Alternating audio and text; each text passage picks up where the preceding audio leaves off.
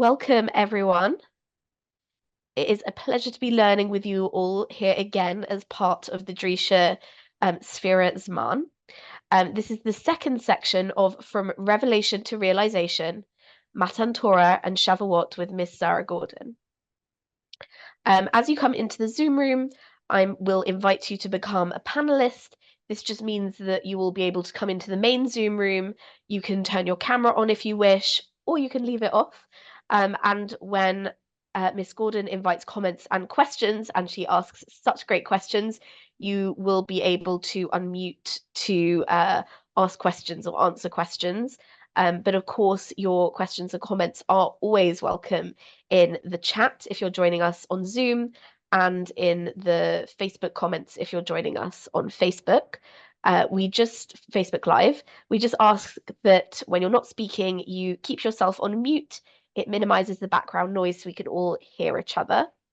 I will be sharing the source sheet in the chat, and Miss Gordon will also be screen sharing. So there'll be lots of ways to see the sources.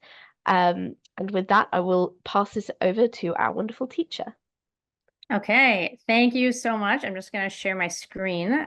So give me 1 second as we bring that up, and feel free to follow along either on the screen, that I'll be sharing, or in the source sheet that's been posted in the chat as well. So hi, everyone. It's wonderful to be back for the second shir in our 4-part series, from Revelation to Realization, Matan Torah, and Shavuot. So again, I want to thank the Drisha Institute, Rabbi John Kelson, Caleb Bloom, Linaz Evans, everyone who's put together the vision for the different series happening this month, and of course, all the technical work that goes in behind the scenes to making all of this a reality. So with that, let's jump right in. So last time we met, we spoke a lot about different models of revelation. And tonight, we're going to continue kind of staying in the legal sphere of the different kind of, talking about what the laws are, Har Sinai, Matan Torah, Revelation. Then the next two upcoming installments, part 3 and part 4, we're going to shift a little bit to seeing what happens when all of these laws, when all the legal aspects of Matan Torah, Har Sinai, Revelation are put into practice in a community, with shifting our lens a little bit to Beit Lechem, to Megillat Ruth, and seeing what this looks like in practice, in reality, and in community. So that's really where we're headed. So our goal today, as we said, we're still kind of staying in the Ma'amad Har Sinai, Revelation, legal kind of area, is to really do a deeper dive into the 10 Commandments. And part of what we're going to be doing in this deeper dive in the 10 Commandments is to really break them down and to see what lessons we can learn from the different orders, or different order that we see of the 10 Commandments. And we'll talk a little about even that name, the 10 Commandments. Is that accurate, or is that not?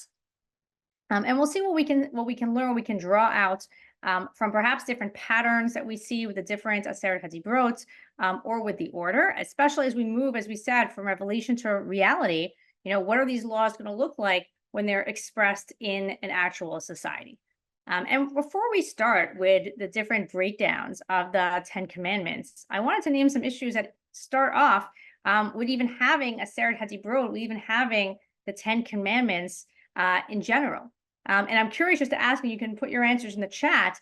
How would you I've been using the term, 10 Commandments, which is, a term many people use. But I'm curious, if we think of the Hebrew, the Aseret HaDibrot, how might you translate that? If you had never heard the term 10 Commandments before, how would you translate that term, Aseret HaDibrot? And I'm curious, what people think, and feel free to post your thoughts in the chat. Because literally, if you think about it a little bit more, this idea of the 10 Commandments is a little bit of a misnomer, right? It's not Aseret HaMitzvot, right? 10 Commandments. It's not called the 10 Mitzvot or the 10 Commandments, right? Here someone said, right, 10 statements, and that's a good one also, right? It's called the 10 Dibrot. So what is it? Is it the 10 statements? Is it the 10 sayings? And what place and what role do these 10 statements or 10 kind of principles have vis-a-vis the other mitzvot and the other entire corpus of mitzvot and laws that were given, right? So last time we spoke about Revelation, now we're kind of focusing on what we were actually given. as we see, kind of the first two sources over here, sources 1 and 2 in Sefer Shemot and Sefer Dvarim, right? They are called the Aseret HaDibrot, right? The translation here is from Sephardi, right? Says 10 Commandments, but perhaps it could be much more expansive than just, the 10 commandments. That's kind of the first point I put over here. Are they commandments? Are they words? Are they utterances, principles, statements, right? And I'm seeing, right, different people are giving different ideas. And source number 3 over here, I brought a source from Haktava HaKabbalah, Rabbi Yaakov Mecklenburg, who gives a really interesting explanation. This is brought by the Ibn Ezra as well, and a few other different commentators. And I'll read the Hebrew, and you can feel free to follow along in the English. Asher shekaran dibrot leharot ba shehen eser dibarim klalim. Right? Why are they called dibrot? To teach that there are 10 general dibrot, right? And I'll use kind of the term here, foundational principles, right? K'moshe hu hamet she'aseret hadibrot kolim kama pratim v'pratei pratim, right? Just like the 10 dibrot contain many details and minutia, behem kolal kol haTorah, and they include the whole Torah, the kol taryag mitzvot klulot behem, and the entire 613 mitzvot are included in them. And so what's interesting over here, what the Ktav Kabbalah is saying over here, and we see this in other sources as well, is that really, these aren't kind of just, 10 commandments. These are kind of 10 foundational principles, and that you can actually find the entire Torah, the entire 613 mitzvot, can be basically categorized under these 10 foundational principles, or these 10 categories. I actually worked on a curriculum where we were teaching the Aseret HaDibrot for Unpacked for Educators, and one of the kind of lessons we had for the students was, to put up 10 giant Post-it notes with one of the Dibrot on each one, and then to give students almost just like lists of we're going to give them all 613, but of like 30 mitzvot, and they had to walk around the room and post the mitzvot under the dibra, under the quote unquote, commandment or principle, that they felt could include that mitzvah. And to give an example of how that might work, or how these commentators are viewing that, is, we have one of the commandments, right, is to honor Shabbat, remember Shabbat. So it wouldn't just include Shabbat, according to the Ktav Kabbalah. It would also include, let's say, the idea of any ideas of working or resting kind of on the holidays. It would also include the idea of Shemitah, right, letting the land rest, releasing slaves, right, every 7 years, Yovel, the Jubilee year, and releasing avadim and releasing slaves. Then sometimes it gets a little bit of a stretch, but there's this kind of idea of seeing the Aseret HaDibrot as these foundational principles under which you can categorize and include almost the entire Torah. I think that's an interesting kind of question or shift that can then lead to a different challenge, which is that what is the status of the Aseret HaDibrot, of these 10 commandments? Are these like super commandments, right? Are they a different status than the rest of the Torah? And what I think we can kind of tease out from all this is we really have to kind of define what they are, right? As we said, like maybe they're these foundational principles, but even then, there's a little bit of discomfort with this idea of singling out certain mitzvot or certain statements out of the entire Torah, which is found in Chazal.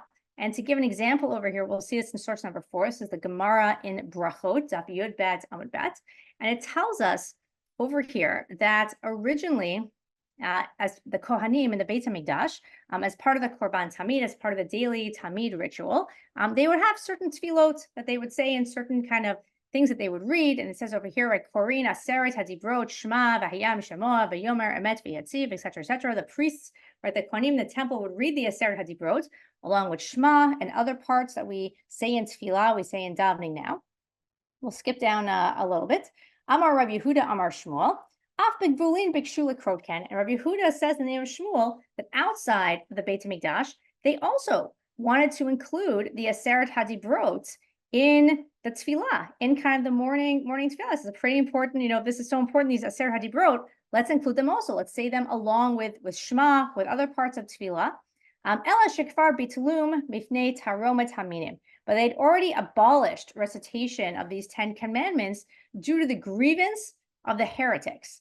And Rashi explains for us here on that Gemara, what does it mean by that? Shelo yamru la'amei ha'aretz ein sha'ar ha'Torah emet. That there was this fear that, if we kind of publicize and lean into these Aseret HaDibrot a little bit too much, people might start to get the erroneous assumption that maybe this is it. These 10 commandments, that's the real Torah. That's the most important part to keep. And the rest of it, it's optional, not as important. Second, there's almost a tiering, right? It's not as important, right? Rashi goes on to say, maybe like we only the 10 commandments were set by Hashem, by God on Har Sinai. So they're like the real deal, and everything else, maybe second status.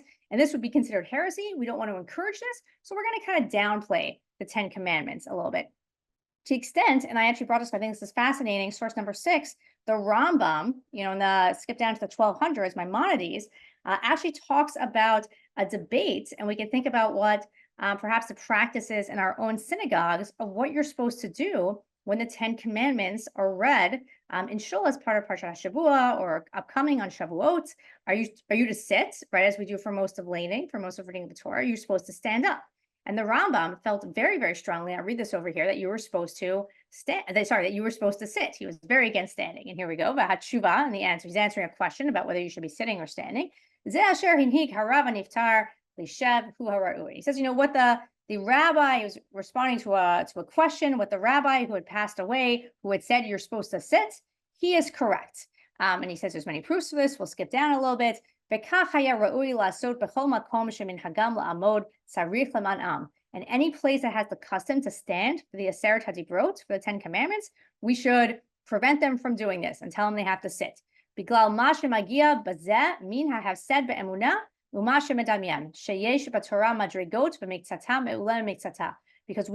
very important for us to avoid this potential lessening of belief. Right, because it's going to imply there are levels in the Torah that some parts are more important than others. And then I think in the best part kind of this responsa, he talks about the custom that took place in Baghdad at that time. And he says, this is bad. We definitely should not be standing for this. What one sage said, that in some cities or in Baghdad, right, this is the custom that people stand. This is not a proof at all that we should be sitting. And he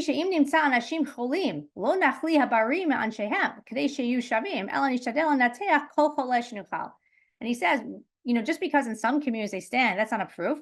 And he gives like a little bit of a sharp mashal analogy here. He's like, because if you find a place where everyone is ill and everyone is sick, we don't say, oh, the healthy people should become ill, so everyone is equal, but we try to cure the people who are sick. So therefore, if we see anyone standing for the Aseret HaDibrot, we need to kind of prevent this. And I bring all of this really, really by way of introduction, because I think even before we can look at breaking down the Aseret HaDibrot and seeing what lessons we can gain from the different commandments and the different patterns, different ways they kind of line up, and what this can say to us, for the way we're supposed to live our lives and apply the Torah to our lives, I think it's important just to recognize and to name these challenges that exist around the concept of the Aseret HaDibrot in general. Number one, with translation, right? Is Aseret HaDibrot actual commandments, or is it utterances, sayings, or these general principles that might contain the entire Torah? Or not really but and, right? An additional challenge of how comfortable are we with this idea of singling out, even if it's foundational principles, right? Certain kind of mitzvot over others. And how can we prevent misunderstandings over this? We don't want people to get the idea that there's different levels in Torah, right? Like a pasuk listing just genealogy, right, is on the same level as perhaps a pasuk saying Shema Yisrael, right? Like all psukim in the Torah, all mitzvot are equal. We don't want to say that some are levels, or some part of Torah are leveled more than others. So it really gets very practical as, do we stand or do we sit? And how do we include the 10 commandments more as part of our davening, as part of our tefillah, or do we not? So there's really these kind of philosophical questions surrounding this concept of the Aseret HaDibrot. And with that, I want to kind of shift gears a little bit. So we presented these challenges kind of by way of introduction. And what I want to kind of spend the bulk of our time doing now is I want us to look at the actual text of the Aseret HaDibrot, I'm going to use the term 10 commandments, but we can say foundational principles, right, or utterances, whatever works for us, or I'll stick to the Hebrew, the Aseret HaDibrot. And I want us to look at 3 different ways that we can divide up or kind of organize the Aseret HaDibrot. And I think each of these three ways, some of them might be more familiar to us than others, but I think each of these three different ways of ordering the Aseret HaDibrot are really going to give us, hopefully kind of deep or powerful takeaways of, or framings of how we kind of can see the application of these laws that are, given on this mountain with thunder and lightning into our kind of mundane, ordinary, regular lives. And how are we supposed to kind of bring that, revelation to reality, to come back to, again, the theme building out into the course. So we're going to look at three different ways to break them down. And the first one that I want to do over here is really what I say 5 to 5. And you can see this over here kind of on the source sheet. And I think if I asked you to divide up the luchot, to divide up, the Aseret HaDibrot, the tablets, this is the way that, and I don't make assumptions, that most people would divide them up, right? Kind of 5 on one of the tablets and 5 on the other tablets. It's kind of the reason, it's kind of the breakdown that we learn about in elementary school. People might learn about in elementary school. It's kind of the most classic way to divide it up. And I'd love for people to share in the chat. If anyone wants to share like live action, feel free to unmute yourself as well. This idea of dividing the Aseret HaDibrot up into two kind of tablets, right? And we have over here, right, in the chart, and I'll scroll down as we go through it, the chart here, number 7, splitting them between the first 5 and then number 6 through 10. What are some of the reasons why you might split them up that way? What are reasons you've heard perhaps in the past of, putting 1 through 5 in one group and putting 6 through 10 in a different group? And I'm curious if people have any thoughts or any proofs kind of for why is this a way that the Dibrot are classically divided up, to the extent I would say if you go into different synagogues and you look over the Aron HaKodesh, often you'll see the 2 tablets kind of right there over the Aron, and they're often kind of organized this way, right? 1 to 5, and then 6 through 10. So why organize, why split them up in this way? And I'll give everyone a few, like a minute, if people want to think about that and to consider it. And while people think about it, I'll kind of zoom out over here for the actual Dibrot as we kind of look through them.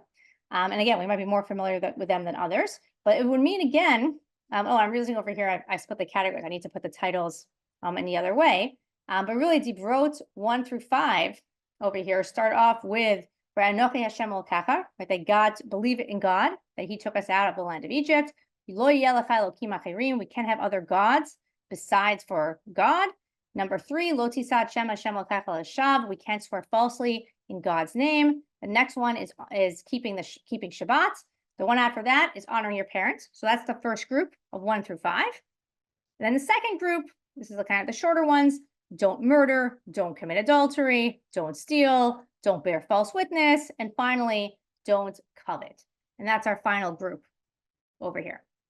So people can continue to think about, what makes sense for this way of breaking up the commandments. So I want to give a few reasons for it, then I want to present some challenges, and then we'll have the lessons or the takeaways.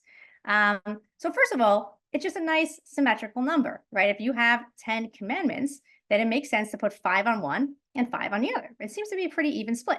I see, right, like Lena's posted as well, right? The classic interpretation, right, which is very important also, is that there's also a thematic split, right? 1 through 5 are dealing with bein adam lemakom, mitzvot that apply between people and God, while 6 through 10, don't murder, adultery, don't covet, seem to be more social mitzvot, right? They're interpersonal between people, not really focused on God. A couple of more closer points that I think get to that as well. It's interesting, if you look through the text through Dibrot 1 through 5, it mentions God's name a lot, while 6 through 10, don't kill, don't commit adultery, don't covet, etc., does not mention Shem Hashem. God's name is missing, right? So it kind of makes sense. Okay, all the God ones that say God's name are going to be on the first tablet, and the other ones are going to be on the other one. The first 5 also have a flow to them, and I'll give an example. They all have kind of a command and then a rationale, a statement and a reason. And Rav Alex Israel, who we'll quote later, points this out as well. So for example, in the first Dibrah, it says, Anochi Hashem Elokecha, right? I am the Lord your God, like believe in God. Why? Or kind of like, what's the rationale? Asher hotziaticha me'eretz Mitzrayim, because I took you out of Egypt. We'll do another one, right? This the second command. Don't have any other gods besides for me, right? Besides for God. We'll skip down a little bit. So why? What's the reason? Because I am a jealous God, right? Who visits, guilt of the parents and the children, etc. I'll just give you another example, right? Zachor Yom Shabbat L'Kodsho, like remember the Sabbath. Why? It's because God created the world in 6 days. Commands and rationale. This goes through 1 through 5. And if you look through 6 through 10, don't kill, don't commit adultery, lo tignov, don't steal, right? It just tells you to do them. There's no kind of rationale. So these are all the reasons for, right? It seems to kind of be like a pretty set up and organized order. At the same time, there's a few challenges we could raise, and people should feel free to post those in the chat as well. I think the biggest challenge, which commentators then have to struggle with, and we'll see this inside in a second, is if it's a thematic order, right? And the first 5 are for God, and the second 5 are interpersonal. Then what's honoring your parents doing on the first tablet, right? And there's a lot of classic interpretations. I'll share one of them. But commentators are forced to make that fit, right? It doesn't really fit into that box. Well, wait a second, like isn't honoring your parents really interpersonal? It's on the wrong tablet. So that's the first kind of like challenge, I think, to this order. The other one is even though it's really symmetrical to say 5 and 5, like it's nice, we're going to split them in half. Think about the length for a second. You can see this a little bit in my chart, and I'll scroll down kind of slowly, right? The first few, right, starting from Anochi Hashem, going through 1 through 5, these are pretty long and pretty lengthy and encompass over here about 12 psukim. While the last 5 dibrot are basically 2-word commandments, and they're 2 psukim. So if you want to kind of think about the writing, it would be like one of them would be like front and back, right? And the second one would be like very, very short. So yes, it's 5 and 5, and I guess it's like the longer ones versus the shorter ones, but the length actually is asymmetrical. It would look almost awkward a little bit on the luchot, right? So that's, again, kind of a little bit of a challenge to that order. But with all of this, there does seem to be a thematic, connection, or like a different, they do seem to be 2 different groups that are kind of seem to belong basically on 2 different luchot, or in 2 separate groups over here. And I wanted just to show, some of the mefarshim that talk about this to kind of flesh this idea out. And over here, we'll just skip down over here to source 8. The Abarbanel points out something very interesting also. He says, it's not just a grouping of 5 and 5, but it's also horizontal. And you can kind of see thematic links between 1 and 6, 2 and 5, and kind of like going kind of across, 1 through 6 and 2 through 7, and kind of like going across on the luchot. And I'll give an example over here. Ketiv Anochi Hashem is source number 8. Ketiv Anochi Hashem Elokecha. The first command says Anochi Hashem Elokecha, right? Belief in God. I'm God. I'm the Lord your God. The kenegdo, opposite it, is Lo Tirtzach. Number 6, don't kill. Shekol mi sheshafech damim ki'ilu mema'et hademut. Because anyone who spills blood, it's as if they've diminished the likeness of God, right? All of us being created in God's image. I'll give another example, right? He says, Ketiv lo yelecha, right? Dibra number 2 says you shouldn't have any other gods besides for God. The kenegdo, and across it, directly across it, lo tinaf. It says lo tinaf, that you should not commit adultery, right? Why? Magisha kol mi she'oved avodat elilim me'ale alav ki'ilu mena'ef. Because anyone who serves other gods, it's ki'ilu, it's almost as if they are committing adultery, right, against God. And he gives some other examples, which is interesting also. We'll skip down a little bit. Here for Shabbat, Ketiv Zachoret Yom HaShabbat. It says, honor the Sabbath. The Knegdo, what's the parallel dibra on the other tablet? It says, Lo ta'aneh bereacha ad shaker, that you shouldn't, we'll skip here to the English, you shouldn't testify falsely against someone. So what's the parallel there? What's the parallel in that example? Magira katuv shekol mi shehu mechalel Shabbat, anyone who violates Shabbat, me'id lifnei mi she'amar v'hayah olam shelo nach b'shvi'i, is basically giving false testimony, right, that God didn't actually rest on the 7th day. So again, here's just a way to see that kind of nice setup order that it's also going across. We see also here in source number 9, the Ramban, Nachmanides, he struggles with that thematic issue, right? What do we do with kaved avicha v'etimecha? What do we do with honoring your parents? Why is that in the first group of 5? If that's between man and God, shouldn't that be in the list of the interpersonal ones? And his answer, this is a classic one. There's alternate ones given as well.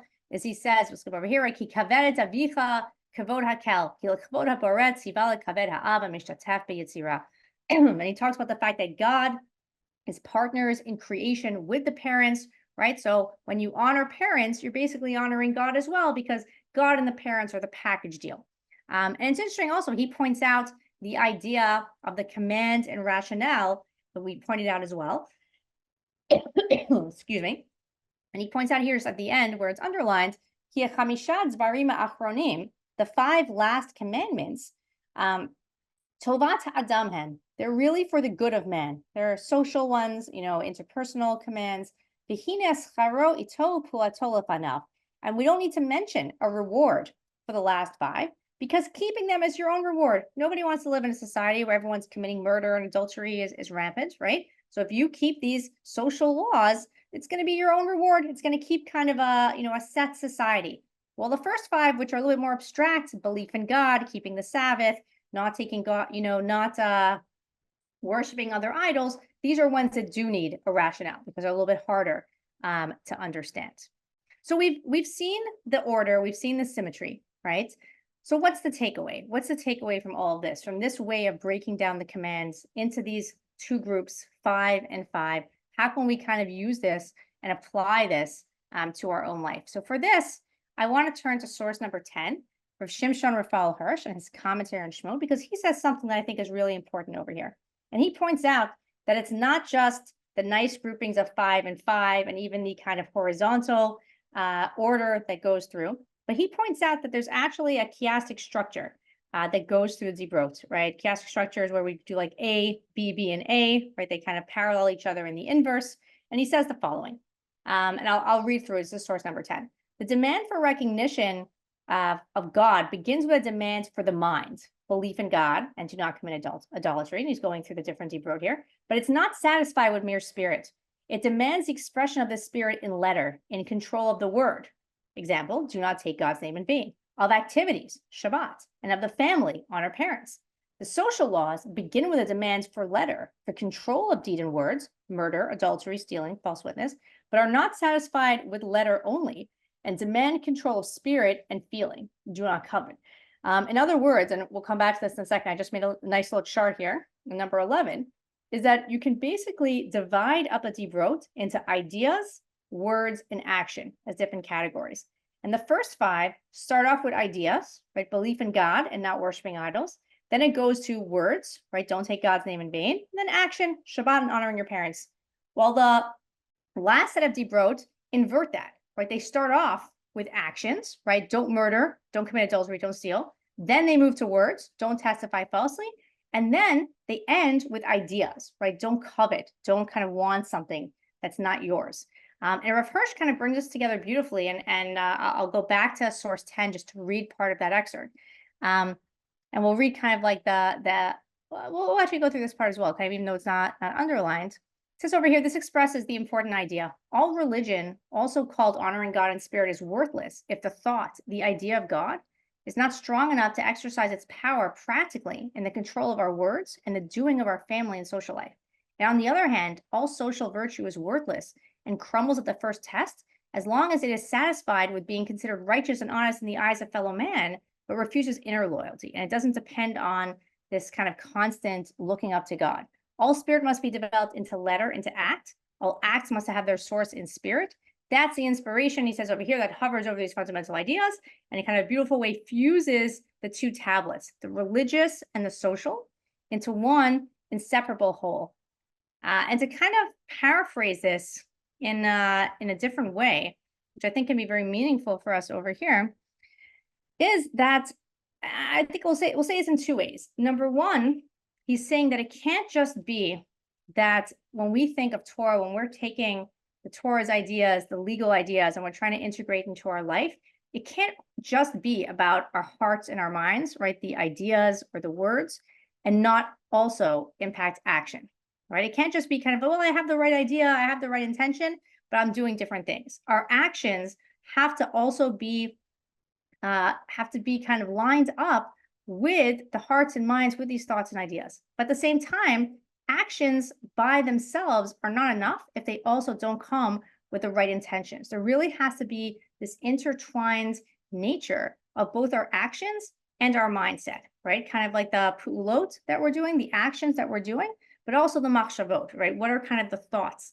What are the intentions that are going on with this? And I think this is kind of like a beautiful kind of like way to bring this together in harmony. That it's saying that it can't just be that in our lives things are bifurcated, right? We really have to have both these things together. We need to have our intentions and our mindset also in sync with our actions. And this is kind of what the lesson is almost from the Aseret HaDibrot, seeing in this structure, seeing how it goes through from both the ideas and the words, but also the action. And the second point over here, which I think is very important, is that even though one tablet might focus more on the God-focused mitzvot, and the other tablet is focusing much more on the interpersonal, the social mitzvot, the two are a package deal. And I think that's also a really important point here. And we'll see this next week when we talk a little bit about what's happening in Beit Lechem and Megillat Ruth, that these are inseparable, right? That on one hand, right, God is the source of moral law as well. And different modern commentators talk about that as well. And that even if these are separate tablets, they all come, their source is from the same God, right? Both the Ben Adam Lamakom, both the more religious, right, mitzvot, but also the Ben Adam Lachavero, also the interpersonal ones. So that's really the first breaking down over here, the 5 and 5. And I think we've seen with the symmetry, those important messages that we can kind of take and apply it into our own lives. What I want to do now is present two other, perhaps not as classic ways of breaking down the Aseret HaDibrot or dividing them up. And the next one that I want to say is 2 verses 8. And I'm curious, and you can feel free to post in the chat or unmute yourself. If anyone can try to take a guess, why would we split up the first 2 versus the last 8? Why might that be another way to differentiate between the different dibrot, the different commands over here? If anyone has thoughts, definitely feel free to post them. And as you're doing that, I'm actually going to scroll back up to the chart that we had in source number 7, which was our breakdown of the dibrot. So bear with me, I'm just going to scroll back up, because I want to point out to you where this is coming from. Here we go. So if you look at the flow, I'm actually just going to read part of the first 2 commandments, and then I'll read the third one. And I'm curious what sounds different. So here we have the first 2 commandments, and it says the following, and people can read ahead. Oh, good. Someone said it. Joyce, thank you for pointing that out, right? But the first 2 are God speaking. They're in God's perspective over here, right? And the rest are really given in third person. They give an example, right? Anochi Hashem Elokecha, I am the Lord your God. Asher hotzeiticha me'eretz Mitzrayim, who brought you out from Egypt, right? The second one is Lo yelecha Elokim acherim. You shouldn't have other gods. But then when we get to the 3rd, 4th, 5th, etc. commandments, all of a sudden the tense has switched, right? Lo tisad Shem Hashem Elokecha l'shav, right? You shouldn't swear falsely, right, by the name of your God. Zachor Yom HaShabbat l'kodesh. We'll skip here where it talks about Hashem's dream, like Yom HaShvi'i Shabbat laHashem Elokecha, right? It switches tense over here. So what is that? Where is this coming from? The switching between kind of the first person to the third person, from the first 2 commands to the last 8.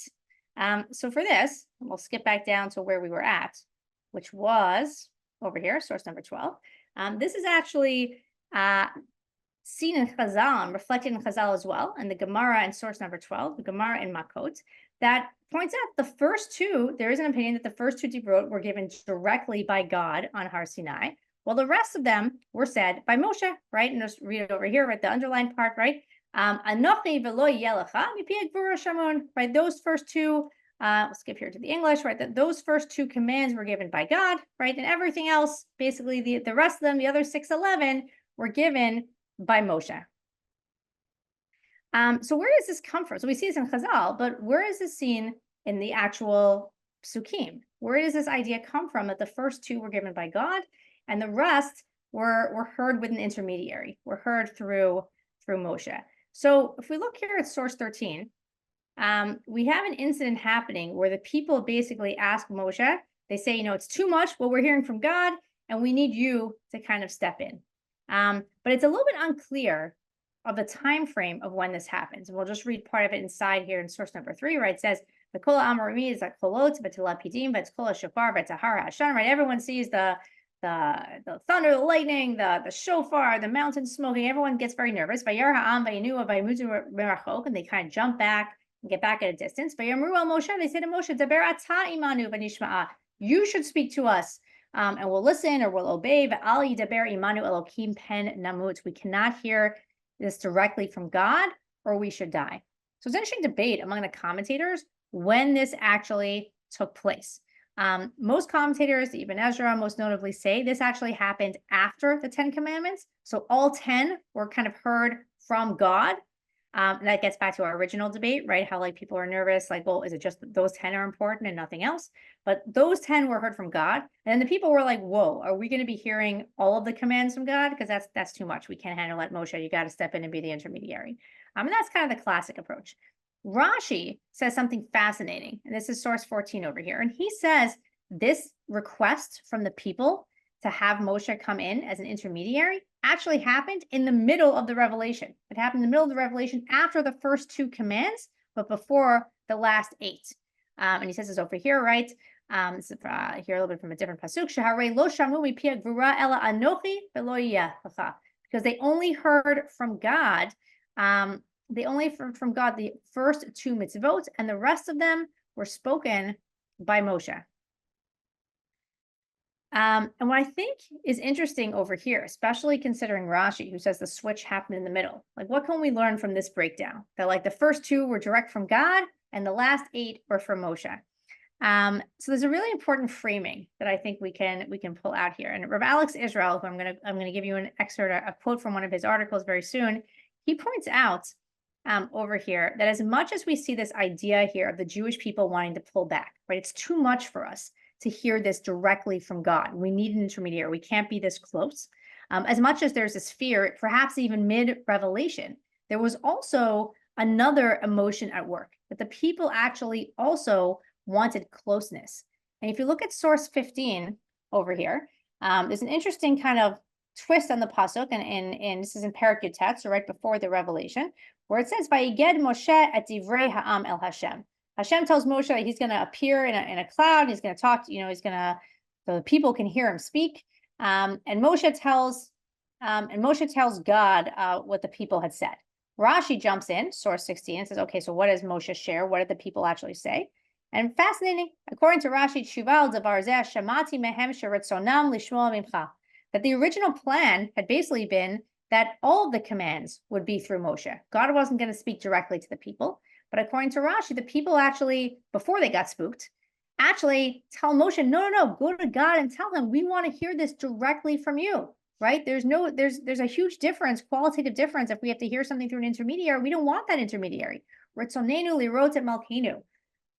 We want to see our king. We desire and want that closeness. But then when it actually happens, even mid-revelation, according to Rashi, it's too much for the people. And they draw back and they pull back. And Rav Alex Israel over here shares, I think, a really beautiful framing that I think is another important piece when we consider how to apply these divrot, these commandments, these laws to our own lives. And I'll read this excerpt over here. The revelation at Sinai is the encounter with God. We'll skip a little bit of the underlined part. It would make sense if that covenant was a true reflection of the realities of faith. In our relationships with God, we experience something of a dialectic between the love and fear of God. At times, we experience a fear and apprehension about religion, and we run away, only to look back from a distance. At times, we are attracted to God and all that is holy. We'll skip a little bit. This existential reality is also the story of our revelation at Sinai. On one end, there's a barrier to retain the excited crowds. There are demands to see God, to experience him in a direct way. And then there is the fright of his enormous power. Which way will we accept the Torah? That is up to us. Will we relate to God in the first person or the third person? Both options are possible, up close and at a distance. Maybe for us in our lives, we have to aim at combining both sides, keeping both the magnitude of God in mind, while at the same time wanting to gain a closeness to him. And I think Rav Alex here is really saying this beautifully, that both emotions, the fear and the love, the drawing close and the pulling back, are needed in how we receive the Torah. Before we said, okay, God is in both the social and the divine mitzvot. And that's very important. I think that's going to be key in what we see next week when we get to Beit Lechem, right? That it's not just, it's not just the Bein Adam L'Makom, it's also the Bein Adam L'Chavero. And then we talked about, the actions, the words, and ideas. It's in our minds and our hearts, but it's also in how we act. But here, we're introducing another layer, an emotional layer, in how we accept the Torah. When do we feel close, and when do we feel far in our practice, right? In our connection to Torah. And this is going to come up in the transition from revelation to reality as well. That we want the closeness, right? We want to be close to God, and we want to have the spiritual highs and to connect to God in those ways. But we also sometimes need space religiously, right? How do we navigate that? The pushing and the pulling, the drawing close and the pulling back individually, and also as a community. So that's really my second point and my second takeaway that I think that we get from this breakdown of the 2 verses 8. And if anyone has comments or thoughts, I'd love people to post in the chat and to hear that. We spoke about the 5 verses 5, and we spoke about the 2 verses 8. And any thoughts or comments, please feel free to jump in. I want to share, and I'll stop if people have thoughts, but I want to share one final way to break down the Aseret HaDibrot and add one final layer into how we can kind of bring the 10 Commandments, the Aseret HaDibrot, this kind of legal corpus of laws into the practical, into the reality. And that now is not really breaking them down with numbers, 5 verses 5, 2 verses 8, but is really looking at another way of differentiating or breaking down the Aseret HaDibrot, which is that actually in Tanakh, we find the Aseret HaDibrot come up twice. They're recorded in Shemot, here in Perek Chaf, Perek 20, but they're also recorded in Sefer Dvarim, when Moshe kind of restates them for the people in his very long speech before the people enter the land of Israel, in Dvarim Perek Hey, Dvarim Perek 5. And there's a number of differences between these two tellings of the Aseret HaDibrot. And the Mefarshim, the commentators, are split over this. Some of them say that any differences between the retelling of the commands, the retelling of the Aseret HaDibrot is inconsequential. Like, okay, it uses one word here, another word there. These are not kind of huge differences, and they don't have any huge, what we would say, in Gemara parlance, like nafkamino, they don't have any huge practical applications. Okay, they chose one word here and one word in a different place. There are other Mefarshim who say, no, like some of these differences are actually very intentional and very significant. And while there are many, I want to focus on 2 examples and 2 very significant examples where there's differences. One is in the command about keeping Shabbat, and the other one is in the command about lo tachmod, about not coveting. And here, I'm going to pull up this chart over here that will show kind of these differences. And with that, I'm going to share, again, a couple of framings or takeaways and how this can apply, and takeaways that we can have when thinking about how to apply this division to our reality, our practical reality as well. Okay, so this is where we're in the chart, number 18. And we've made a nice fancy chart over here where we start off with Shabbat. You can see first it says Shemot Perek Chaf and Dvarim Perek Hey, and then we'll do the Lo Tachmod as well. So I want to start just by rereading the Shemot one, even though we read parts of it before, and then we'll focus on Dvarim. And I'll read the Hebrew, then we'll read the English. And think about what the differences are that are jumping out to you between the retellings of these commands. So in Shemot 20, this is the one on Har Sinai, the original one. Here we go. Pasuk Chaf over here. Zachor Yom HaShabbat LaKodsho, Shesh Yamim Tavod V'asita Kol Malachach, V'Yom HaShvi Shabbat LaHashem Elokecha, Lo Taseh Kol Malacha, Atah B'tcha V'tcha V'amtcha V'metzecha V'gercha Asher B'sharecha. Ki Shesh Yamim Asa Hashem Et HaShemayim V'et HaAretz, Et HaYam Kol HaShabam V'yinach B'Yom HaShvi'i, Alkem B'Rach Hashem Yom HaShabbat V'Yikidsheu. I feel like I just made Kiddush, right? But that's our source over here for Shemot. And we'll read the translation. It starts off with Zachor, remember Shabbat and keep it holy. 6 days you should work, the 7th day is Shabbat. Everyone, in your immediate circle should be resting. Why? Because in 6 days, God created heaven and earth and everything that's in it and rested on the 7th day. And just like God rested on the 7th day, we should rest on the 7th day. That's basically the description of Shabbat, or the command to keep Shabbat in Shemot. In Dvarim, we see the following. First of all, it starts off saying Shamor et Yom HaShabbat LeKadsho, right, instead of Zachor, that we should keep Shabbat. Similar language about the 6 days, stopping on the 7th. I'm going to skip here to the underlined part. Right here, actually, it talks about, we'll read actually this part together. Starting from Pasuk Yudalad over here, Pasuk 14. But Yom HaShvi Shabbat LaHashem Elokecha Lo Tazek Kol Melacha Ata Ubincha Ubitcha V'Amtecha V'Amatcha V'Shorcha V'Chamarcha V'Chol Be'emtecha V'Gercha Asher B'Sharecha. So your kids and your animals and the stranger in your midst, everyone should rest. Why? Leman Yanuach Avdecha V'Amatcha Kamocha. Because we want your servants to rest the way you're resting. Why? Pasuk 10, Pasuk 15. V'zacharta ki eved hayita be'eretz Mitzrayim. You were a slave in Egypt. V'yotzecha Hashem l'checha misham b'yad chazaka v'zor and God took you out of Egypt with an extended, a strong hand. Al ken sivcha Hashem l'checha la'asot et yom HaShabbat. That's why you've been commanded to almost like to do Shabbat, right? To create Shabbat. Here the translation over here says to observe Shabbat. And that's what we have the differences here between for Shabbat, between Shemot and Dvarim. If anyone noticed any huge differences, feel free to drop them in the chat. But I'll point out a couple, and we'll come back to Lo Tachmod in a second. If you look at the chart, the other chart I made here in source 19, right, in Shemot, uses the word shamor, keep, while in Dvarim it says zachor. The focus in Shemot is very much on creation. God rested when he created the world on the seventh day, so we must rest. While in Dvarim, the focus is on Egyptian slavery. God freed us from ourselves being slaves. We should remember that experience. And just like we've been freed from being slaves, we now have to make sure that our slaves, even though we're not pro-slavery here, but like our servants, our slaves should also have that chance to rest. And we need to make sure that opportunity is given to them. And there's almost this charge, la'asot Shabbat, right? La'asot HaShabbat. Like we have to kind of observe to kind of create, to make Shabbat. Okay, that's the Shabbat one. So some important differences there. I want to point out the differences in Lo Tachmod, and then we're going to wrap all this up and bring this all together. Lo Tachmod, over here is talking about, right, not coveting. And we see the following differences. In Shemot, this is the second part of the chart over here. It says Lo Tachmod, the right one's much shorter. Lo Tachmod Beit Reacha, Lo Tachmod Eshet Reacha, Ve'avdo, Ve'amato, Ve'shoro, Ve'chamaro, Ve'kol Asher L'Recha. This is the 10th Dibra, the 10th kind of foundational principle. Don't covet your neighbor's house. Don't covet your neighbor's wife, their slaves, their ox, their donkeys, or anything that belongs to your neighbor. Fine. Let's look at Dvarim. What happens when Moshe is retelling this? V'lo tachmod eshet re'acha, v'lo titaveh beit re'acha, sadeo ve'avdo ve'amato shero v'chamaro v'kol asher l'recha. Don't covet your neighbor's wife. Also, don't, and here it switches the word, right? V'lo titaveh, right? Don't desire. Here it says crave your neighbor's house, field, their slaves, right? Their animals, or anything that's your neighbor's. What's different here? Skip down to our chart over here. In Shemot Chav, it talks about bayit before it talks about isha, right? It puts the house before wife. In Dvarim, the wife is put first before house. It adds in field. And it's interesting that it has these two words, right? And let's go back over here. It says like, Lo tachmod eshet re'acha, don't covet your neighbor's wife, v'lo titaveh beit re'acha, but don't desire your neighbor's house.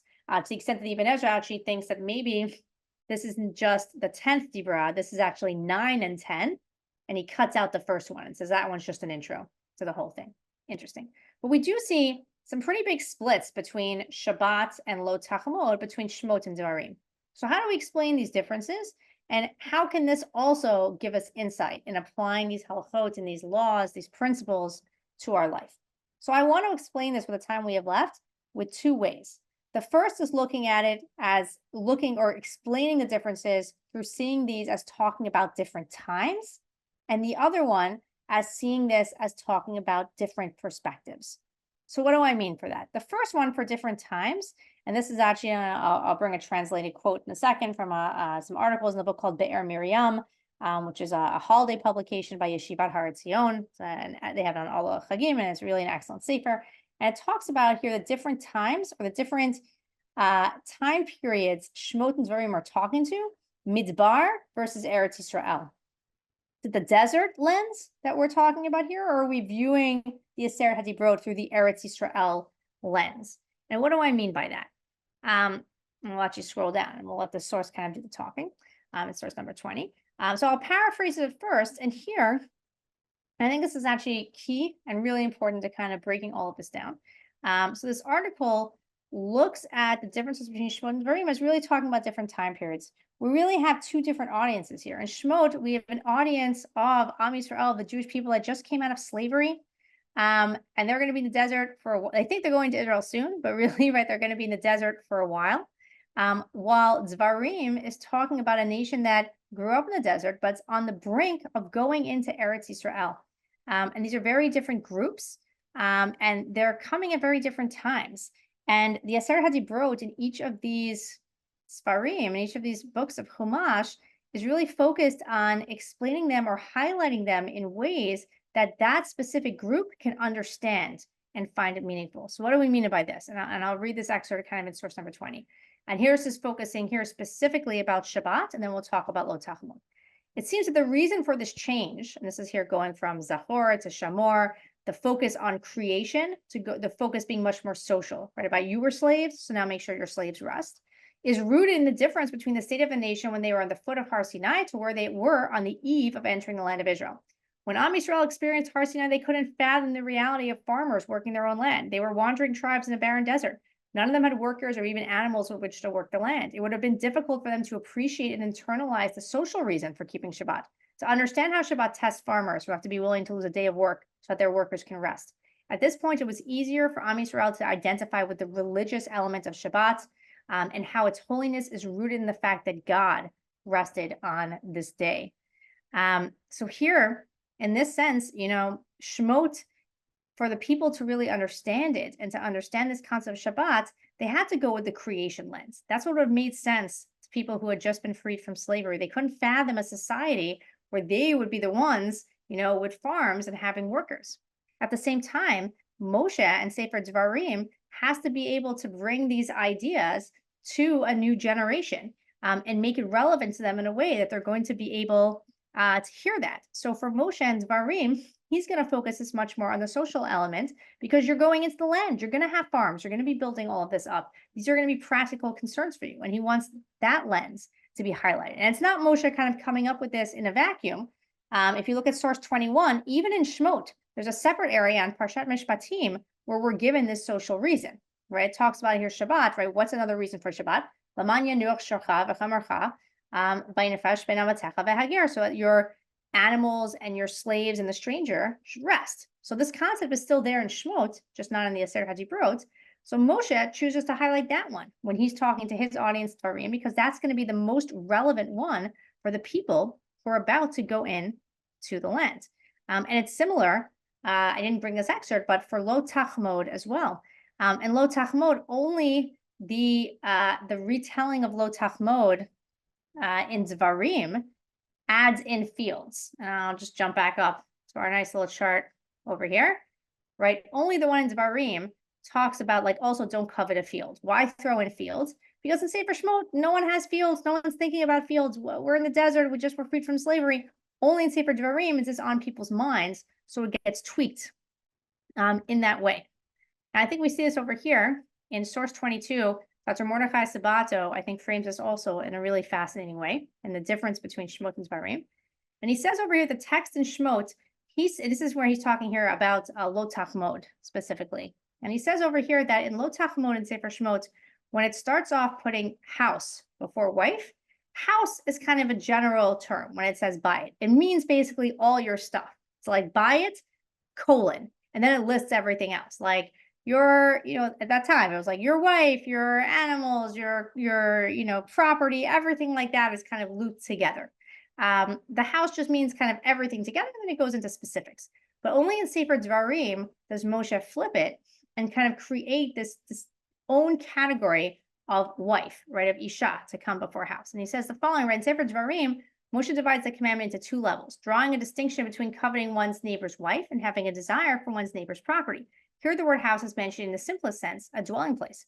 Moshe thereby seeks to make clear that the severity of coveting someone else's wife is immeasurably greater than the severity of coveting property. Property, once taken, may be returned, but the coveting of someone's wife damages the delicate fibers that connect a person's soul to the woman who shares his life and undermines the family unit irreparably. I want to kind of riff off of this idea a little bit. And I think really what he's getting at here, which I think is important, is that now that the Jewish people are about to go into the land of Israel in Sefer Dvarim, they're about to create their own society. What's Moshe doing by separating spouse kind of from property in that sense? He's highlighting this idea that, coveting someone's spouse, it's a different category. It's not like their property. And now that we're about to set up a society, we're going to be working together. Perhaps he wants to reinforce certain relationships, right? It's not just about land, but it's keeping certain relationships sacred, right? Not coveting other people's spouses when you're there living in community with one another.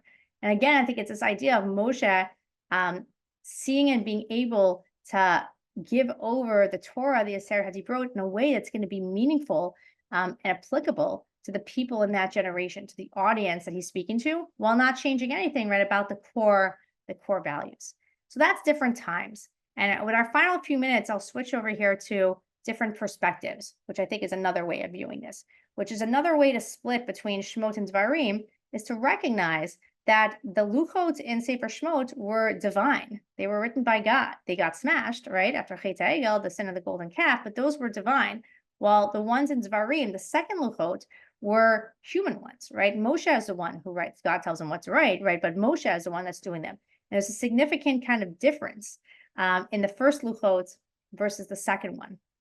And again, in the book Ber Miram, it really lays out a beautiful idea in kind of using this to explain the differences. And it says that really there's two perspectives. If you want to think about lo tachmod for a second, there's the kind of relationship we have with land, and then there's the relationship that one has with a partner, one has with a spouse. And these are two kinds of relationships that have significance in Tanakh, in the Torah, right? Our relationship with land is something that's very significant, right? Nachala, it's like your inheritance that's given. It's something that if you lose it, it has to be redeemed. And someone has to kind of come and the Goel, a redeemer, has to come and redeem it for you. It's something that's passed on as a Yerusha. Land is something that's very important in Tanakh. But a spouse, a partner, is also something. A Brit Nisuin is also something that's very important and very significant. And these are different relationships that are both very important.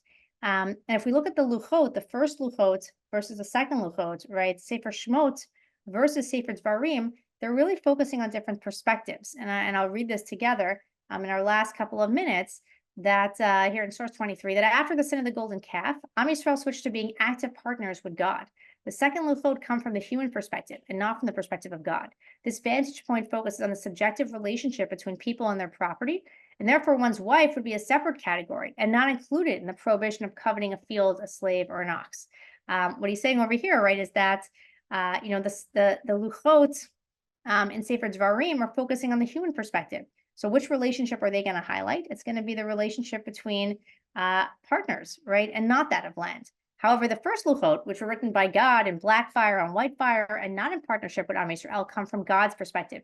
Here, there's a special status for one's nachala, one's inheritance that will pass to one's descendants and stay in their name. And I think here what Shemot and Dvarim are doing is showing two sides of a coin, right? The divinely written 10 commandments in Shemot focus on God's perspective, where the land is objectively important, while Dvarim, the second Luchot, the human Luchot, is the human perspective, where it's the Brit Nisuin, the spouse, the partner, is going to have primacy. And it's the same for Shabbat, right? For Shemot, it's creation. It's God's perspective. We're passive. We're just remembering Shabbat. Why is it holy? Because God made it holy. While in Dvarim, we're partners with God post Chet HaEgel. We're instructed to make Shabbat holy, la'asot et Shabbat, and the reason given is social. How do you create a Shabbat experience in society? You make sure you're not only resting, but everyone around you, everyone who works for you, is also resting. And to bring this down to our original framing and to bring all of this together, I think here the lesson is the importance both of the different times, being able to transfer Torah to a new generation in a way, in a language, and a framing where they can see its meaning, to being able to restate the core principles as Moshe does in a language that this generation can understand, something that we all are doing when we bring Torah into our daily lives. While at the same time, we're also recognizing the different aspects, and that the lived human experience of Torah, of halacha, will both always reflect the lofty divine perspective as well as the more human perspective. And sometimes we have to do that work to bring the two together. So to recap what we said tonight, we started off talking about the Aseret HaDibrot, noting the challenges. How do we translate Aseret HaDibrot? Foundational principles, perhaps all-encompassing. Even do we sit or stand? Are we singling out Dibrot versus everything else? And there's a certain discomfort in Chazal with this idea. And then we looked at three different ways to break down and divide the Aseret HaDibrot. One was 5 on one and 5 on the other, which also is a thematic split between commands between man and God, and commands that are interpersonal.